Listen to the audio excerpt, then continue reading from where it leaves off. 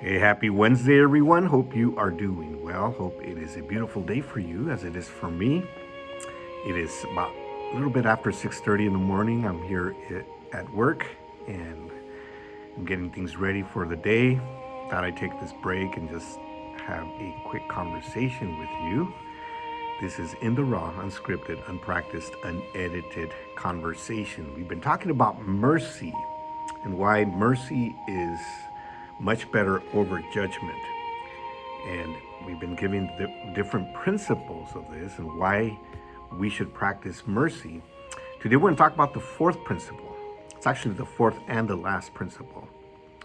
And if you haven't seen or you haven't heard the previous ones, you can look at the videos before this one, and we talk about those there.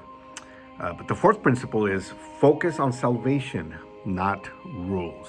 Focus on salvation, not rules. You know, from God's perspective, salvation of people is more important than rules. You know, rules are important, rules are necessary. But rules are not as important as having a relationship with God. We should focus more on a person's salvation and not merely on following rules. Now, why do I say this? Well, because the Bible talks about this. In Galatians 2:16, it says, "Yet we know that a person is made right with God by faith in Christ Jesus, not by obeying the law. And we have believed in Christ Jesus so that we might be made right with God because of our faith in Christ, not because we have obeyed the law. For no one will ever be made right with God by obeying the law." You know, so what it's saying is that, yes, rules are important. Don't get me wrong. We need to obey the law. We need to obey rules. But it's not as important as salvation, as our salvation, as somebody's salvation. And sometimes we focus more on following rules, and we place that as a condition for salvation, when the Bible doesn't say that. The Bible doesn't teach that. We need to focus on salvation, and everything else will fall into place. And you know, Jesus taught this. Jesus always focused more on the salvation of people than on keeping the law. If you read in Matthew chapter 12, it tells us that according to religious law, it was forbidden to pick heads of grain to eat on the Sabbath. This is a story that happened. But the disciples were hungry, and they did it anyways. And the Pharisees who were watching this, they were the legalistic religious leaders. They became indignant. They became aggressive because a law was being broken. And to Jesus, the salvation and well-being of his disciples was much more important than following the law. And again, Jesus broke religious rules in order to heal the sick, in order to forgive sins, and to save people. There's another occasion where Jesus was rebuking Pharisees. This is found in Matthew 23. And he was very upset with them. And one thing he said especially stands out to me, speaking about their obedience to the rule of tithing. He acknowledged that they were good at tithing, and then he said, this is Matthew 23:23, "But you ignore the more important aspects of the law, justice, mercy, and faith. You should tithe, yes, but do not neglect the more important things."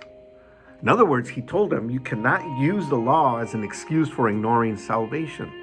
Yeah, obey the law, but do not stop practicing justice, showing mercy, and living faithfully before God. And so in our responsibility to spread the gospel and make disciples, we cannot forget this. Sometimes we confuse salvation with spiritual maturity. In other words, we think salvation equals spiritual maturity. As soon as someone gets saved, we expect them to already be spiritually mature, and it just doesn't work that way. It's not possible because it's a process. You know, the poor guy just got converted, and we already want them to start imposing rules on them. You know, we cannot expect someone who has, for example, smoked their entire life to suddenly stop smoking simply because they decided to give their life to Christ. Of course, there are some cases where God intervenes supernaturally and the addiction disappears instantly. I've seen that before. But what about the cases where it doesn't happen that way? We cannot condemn the person simply for the sake of enforcing a rule. Like, no, you're smoking, you're still in the sin. No, the person just got saved. It takes time. It's going to happen little by little. They're going to leave. They're going to kick the habit. They're going to, kick the addiction. But we need to give them time. Focus on salvation. Don't focus on the rule. Don't focus on, you're not doing things right. And so that comes naturally, or comes automatically through discipleship. And we're called not just to save people, not just to, lead people to salvation, but we're also called to disciple them. We are called to show them the way. That's what discipleship means. And it's a process in this process of discipleship is where it becomes important to show mercy.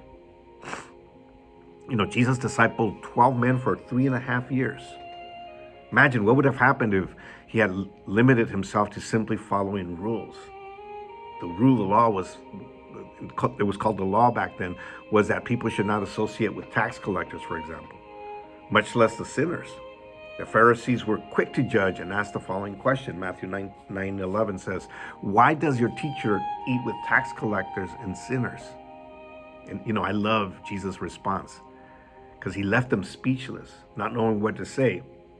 I can imagine them standing there with their mouths open, their jaws trembling. Matthew 9:12 says, on hearing this, Jesus said, "It is not the healthy who need the doctor, but the sick. But go and learn what this means. I desire mercy, not sacrifice. For I have not come to call the righteous, but sinners."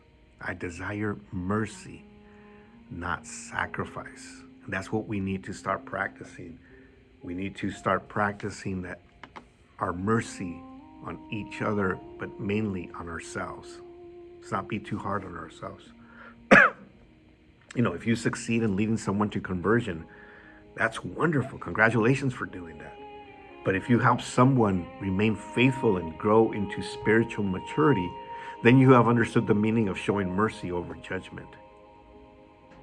Because you have brought them through that whole process of discipleship. And you didn't immediately start imposing rules and saying, no, you can't do this, you can't do that, you can't do that. You've got to show mercy. That's why it's so important. That's why it's so necessary to focus on salvation and not rules. All right. I'm going to go ahead and wrap it up and conclude it in the next video.